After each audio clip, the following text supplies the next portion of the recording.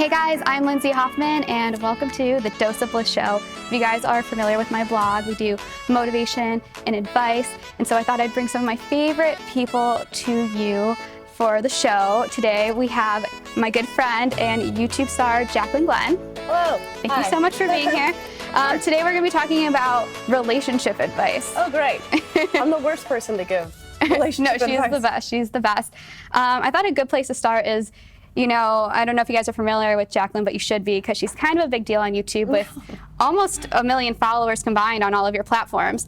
And you're very public through your relationships on social media. Yes. And I feel like people can kind of relate. Maybe they don't have as many followers as you, but we have friends and family who follow us on social media. So why do you choose to put your relationships out there?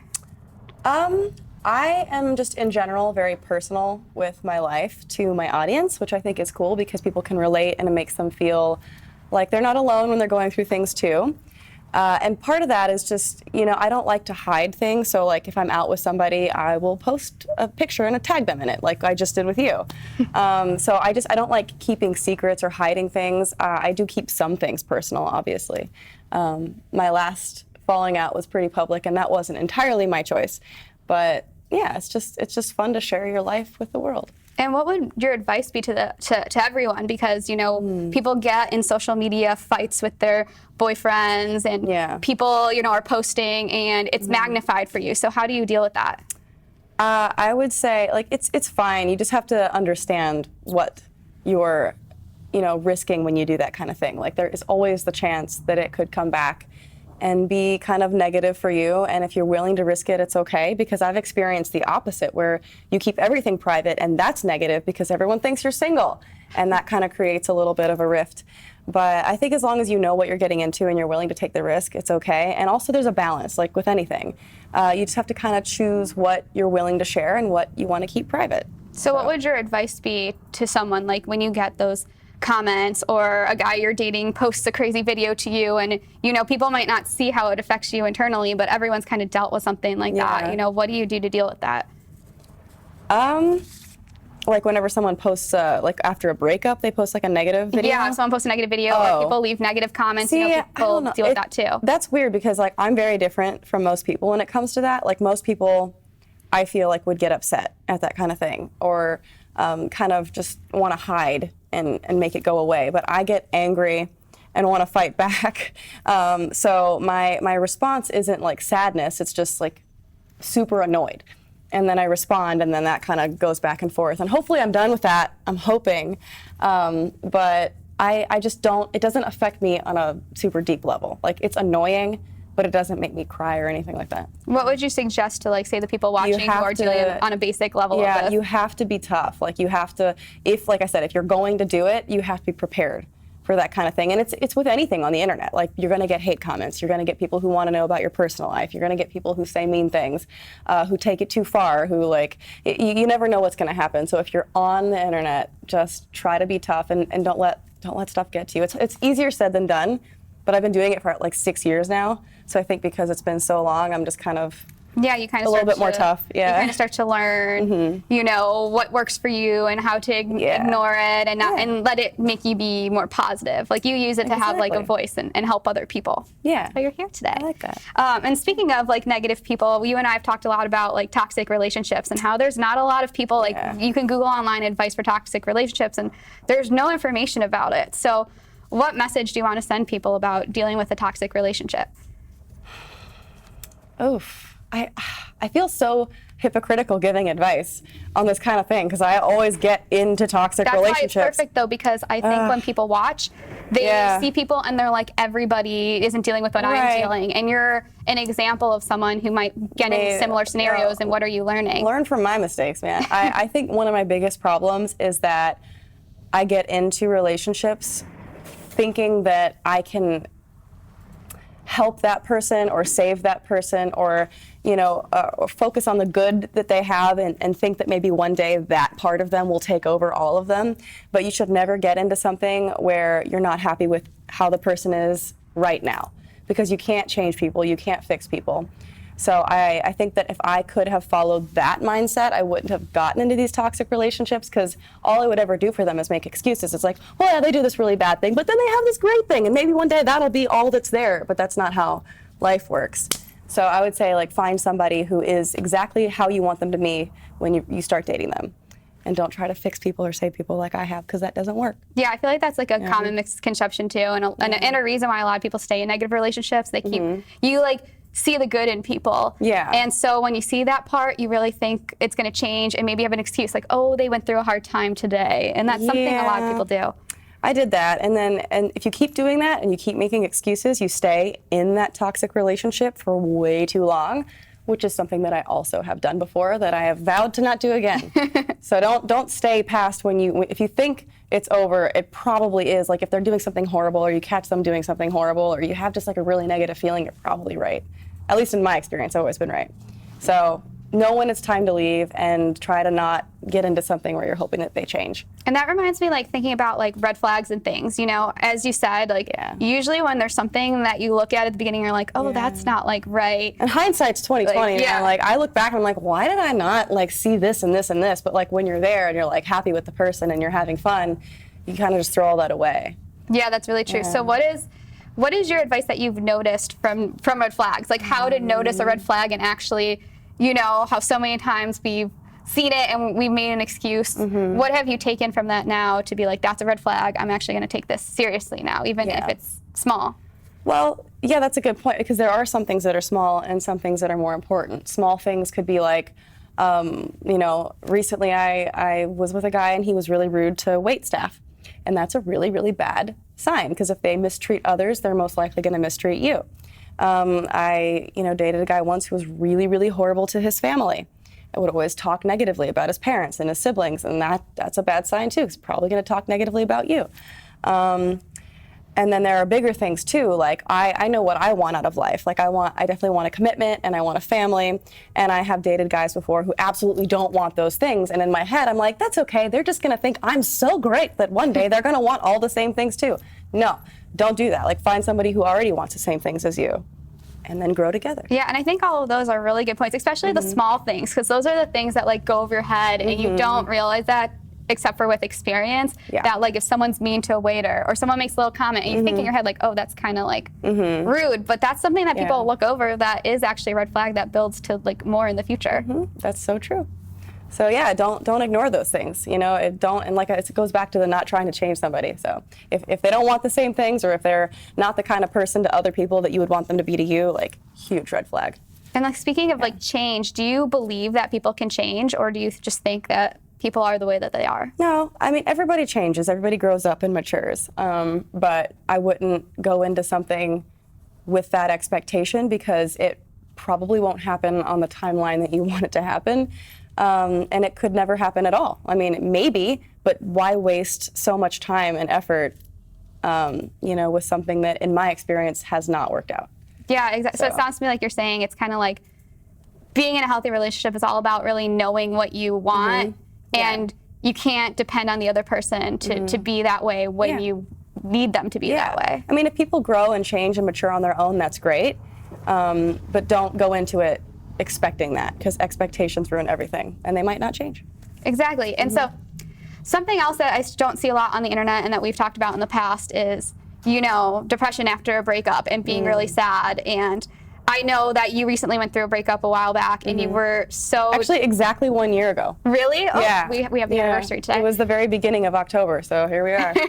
Yeah, and look how far you've come. Yeah. And that's what I wanted to talk about, because I remember you were so sad, and I feel like people don't realize that other people feel that way and what they go through, because there was a point that you got antidepressants, and can you explain kind of what you went through, the process of getting the antidepressants, and then those coming didn't work out of for that me at all. That was a bad idea, because the thing is like, it's so hard to see past the feeling you have in the moment. So like, if you're really sad right after something that happens like that, in your head, it's hard to imagine not feeling that way in the future. It's hard to imagine not being sad. It's kind of like when you're sick, you're like, I'm never going to be healthy again. And whenever you're sad, you're like, I'm never going to be happy again. So I was of the mindset that I needed like medication to fix myself, but honestly, all I needed was time. So, you know, and that's what happened. Like, here I am, like a little bit over a year later, and like that, just the whole thing seems so stupid now. And I wish that I could have like seen into the future, like, hey, you're gonna grow from this and you're gonna be fine, and you're gonna look back and be like, thank God that didn't work out, because that was not a cool relationship anyway. So yeah, but like in the moment, it's so hard to think that way. So like advice to people would be just like, it's so cliche. I hate cliches, but time does heal. It really does. And what else have you done? Because I saw you started running, even though you hate working out, and you started doing like productive things to feel better. Yeah, it's all about yourself. So like whenever you go through something like that, a lot of times you're really mean to yourself. Like, I'm not good enough, or I did something wrong, or if I were better, this wouldn't have happened, which I did all those things to myself. So I tried to like force myself to change that mindset and be like, I'm gonna be nice to myself today. I'm gonna go exercise, or I'm gonna try to do something relaxing, or try to accomplish one of my goals, and then that would generate some happiness, and then you build on that, which is really cool. Yeah, I think that's really, because I feel like a lot of people might just like lay in bed all day, like how you were doing at the beginning. I did that. It's healthy. Everyone does that thing. Like it's a you go through all the phases. Yeah, it's healthy to do that. And but I like that you're a really great example of someone who was laying in bed all day. You thought you needed to take antidepressant medication. You thought it was you were never going to be better. I mean, I saw you and you were so sad, but you were able to get out of that and like push through it. Yeah, and everyone does. But it's like I said, when you're going through it, it doesn't seem like there is any light at the end of the tunnel. You're like, I'm never gonna feel differently than this, which sucks. But it's what you do, eventually. And what I was thinking about all of this, and what we were kind of talking about in the past as well, is self-confidence with relationships, because I feel like what you learn from being in like a toxic relationship is how to be stronger within yourself, because you keep thinking you're going to change someone or someone's going to be something, and I think it's really strong to say, you're not just going to be the way I need you to be right now, so I'm going to like step aside. So what have you learned within yourself from going through like these hard experiences with guys to make you stronger? I need to have way higher standards.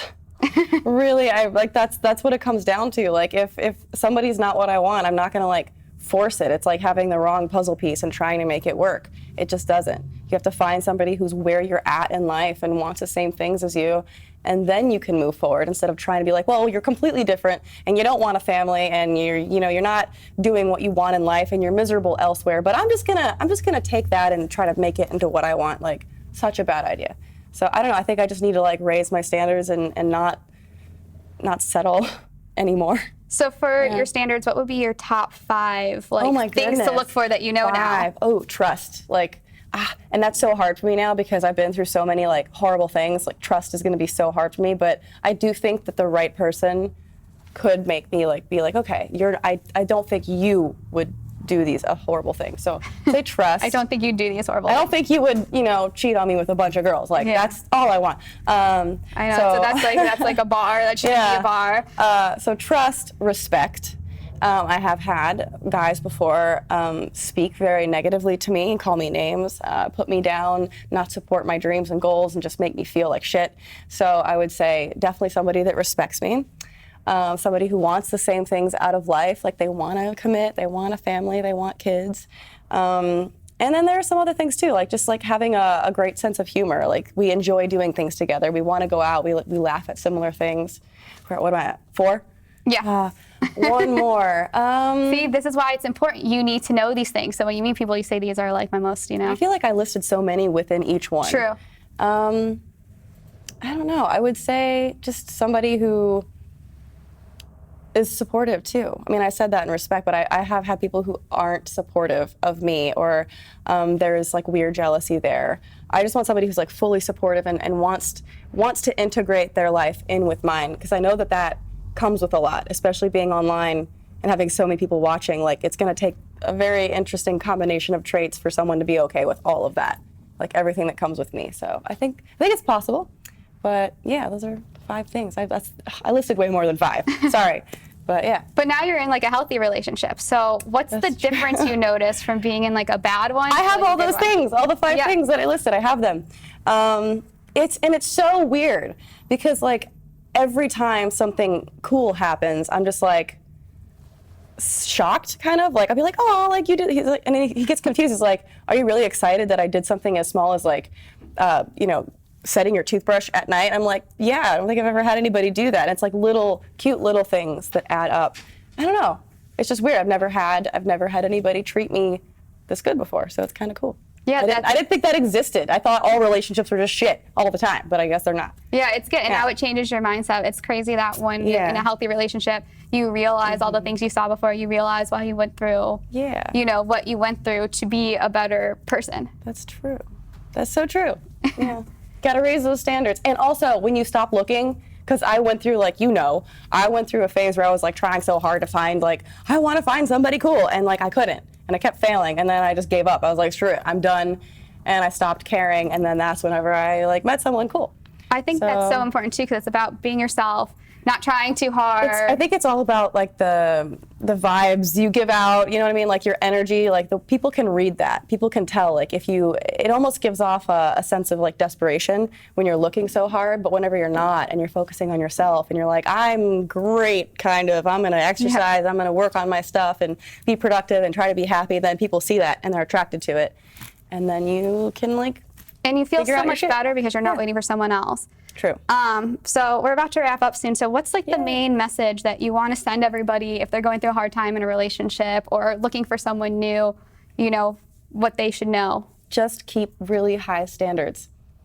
Just don't settle. Don't let someone treat you poorly. If they do, leave.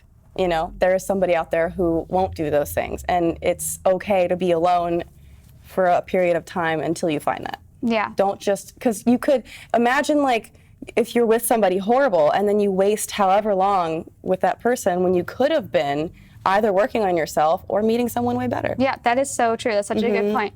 Well, thank you so much, Jaclyn, for being on the show. Tell everybody where they can find you. Everywhere at Jaclyn Glenn. Everywhere at Jaclyn Glenn. That's I like me. that. Yes, and thank you guys so much for watching the Dose of Bliss show. Yeah. You can watch this video wherever you're watching it now weekly, and you can binge watch it on FocusTV.com. Special thank you to Focus TV for making all of this possible. Yay. Be sure to give everything a follow, Jaclyn follow, the show a follow, and we will see you guys next time. Yay. Bye. Bye.